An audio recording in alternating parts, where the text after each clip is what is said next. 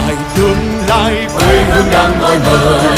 Tuổi trẻ hôm nay chung tay xây ngày mới, dù lên rừng hay xuống biển, vượt bão giông vượt gian khổ.